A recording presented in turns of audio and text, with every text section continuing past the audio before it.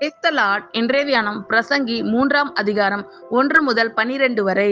ஒவ்வொன்றிற்கும் ஒவ்வொரு காலம் உண்டு. வானத்தின் கீழ் இருக்கிற ஒவ்வொரு காரியத்துக்கும் ஒவ்வொரு சமயம் உண்டு.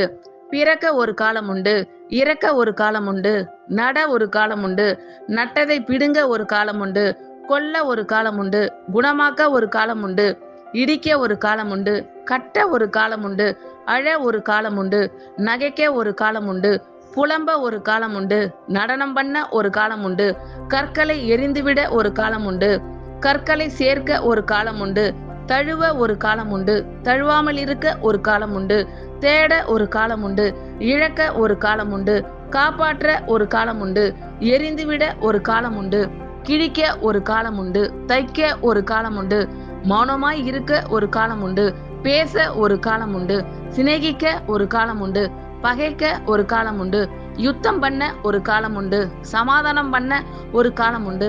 வருத்தப்பட்டு பிரயாசப்படுகிறவனுக்கு அதனால் பலன் என்ன?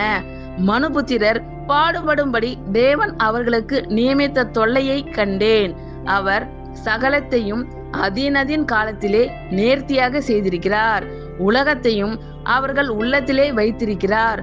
ஆதலால் தேவன் ஆதி முதல் அந்த மட்டும் செய்து வரும் கிரியையை மனுஷன் கண்டுபிடியான். மகிழ்ச்சியாய் இருப்பதும் உயிரோடு இருக்கையில் நன்மை செய்வதுமே அல்லாமல் வேறொரு நன்மையும் மனுஷனுக்கு இல்லை என்று அறிந்தேன். ஆமேன். கர்த்தர் உங்கள் அனைவரையும் ஆசீர்வதிப்பாராக.